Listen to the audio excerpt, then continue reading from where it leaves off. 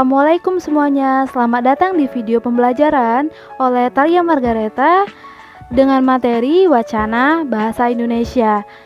Jadi, selamat menyaksikan video berikut ini. Terima kasih. Yang pertama ada pengertian wacana. Jadi, wacana adalah salah satu bagian dari strata kebahasaan yang menduduki posisi tertinggi. Berdasarkan pernyataan itu, dapat dikatakan bahwa wacana merupakan satuan bahasa terlengkap yang dalam hierarki gramatikal merupakan satuan gramatikal tertinggi atau terbesar. Selanjutnya ada ciri-ciri dari wacana. Yang pertama, terdapat tema atau memiliki tema. Yang kedua, satuan terbesar, tertinggi atau terlengkap. Yang ketiga, memiliki hubungan kontinuitas berkesinambungan. Yang keempat, memiliki hubungan koherensi. Yang kelima, memiliki hubungan kohesi. Yang keenam, medium bisa lisan maupun tertulis. Dan yang terakhir, sesuai dengan konteks.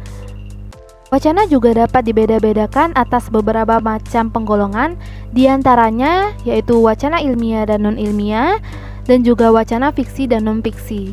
Dan masih dapat dibedakan atas penggolongan lain lagi sesuai dengan kebutuhan penulisnya.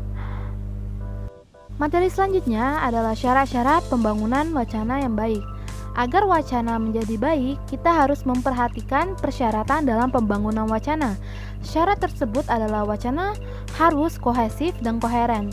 Bila wacana tersebut kohesif dan koheren, maka akan terciptalah wacana yang memiliki kepaduan, kesatuan, serta kelengkapan. Berikut ini adalah beberapa fungsi dari wacana. Yang pertama, wacana ekspresif, yaitu wacana yang bersumber pada gagasan penutur atau penulis sebagai sarana ekspresi seperti wacana pidato. Yang kedua, ada wacana fatis, yaitu wacana yang bersumber pada saluran untuk memperlancar komunikasi seperti wacana perkenalan pada pesta. Yang ketiga, ada wacana informasional, yaitu wacana yang bersumber pada pesan atau informasi seperti wacana berita dalam media massa. Yang ketiga, ada wacana estetik, yaitu wacana yang bersumber pada pesan dengan tekanan keindahan pesan seperti wacana puisi dan lagu.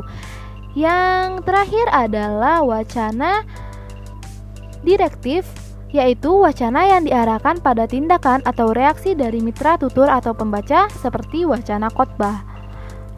Kita masuk ke dalam unsur-unsur wacana. Jadi unsur-unsur wacana ini ada dua. Yang pertama adalah kohesi, yang kedua adalah koherensi. Kohesi merujuk pada perpaduan bentuk, sedangkan koherensi pada perpautan makna. Selanjutnya kita masuk ke dalam jenis-jenis wacana. Jadi wacana memiliki banyak sekali jenis. Di sini yang pertama, berdasarkan jenis dan bentuknya, wacana dapat dibedakan menjadi 5, yaitu wacana narasi, deskripsi, eksposisi, argumentatif, dan wacana persuasi. Wacana berdasarkan media komunikasi. Jadi berdasarkan media komunikasinya, wacana dibedakan menjadi 2 macam. Yang pertama wacana lisan dan yang kedua wacana tulis. Apa sih wacana lisan? Wacana lisan adalah wacana yang disampaikan secara lisan melalui media lisan. Sedangkan wacana tulis adalah wacana yang disampaikan secara tertulis melalui media tulisan. Di dalam wacana lisan maupun tertulis ini memiliki ciri-ciri tersendiri di dalam wacananya. Yang pertama ada ciri-ciri dari wacana lisan. Yang pertama adalah wacana lisan memerlukan daya simak yang tinggi agar interaksi tidak terputus. Yang kedua, wacana lisan sulit diulang, dalam artian mengulang hal yang sama dengan ujaran pertama. Yang ketiga, wacana lisan dapat dilengkapi dengan gerakan anggota tubuh untuk memperjelas makna yang dimaksud. Yang keempat, wacana lisan biasanya lebih pendek dari wacana tulis. Dan yang terakhir, wacana lisan juga melibatkan unsur kebiasaan atau pengetahuan yang telah diketahui bersama. Lalu untuk ciri-ciri dari wacana tulis, yaitu pertama, wacana tulis biasanya panjang dan menggunakan bentuk bahasa yang baku. Yang kedua, wacana tulis dapat dilihat kembali tanpa ada perbedaan unit-unit kebahasaannya. Dan yang ketiga, wacana tulis biasanya mempunyai unsur kebahasaan yang lengkap. Yang ketiga adalah wacana berdasarkan pelibatnya. Berdasarkan cara pelibatnya, wacana dibedakan lagi menjadi 3. Yang pertama, wacana monolog. Yang kedua, wacana dialog. Dan yang ketiga adalah wacana polilog.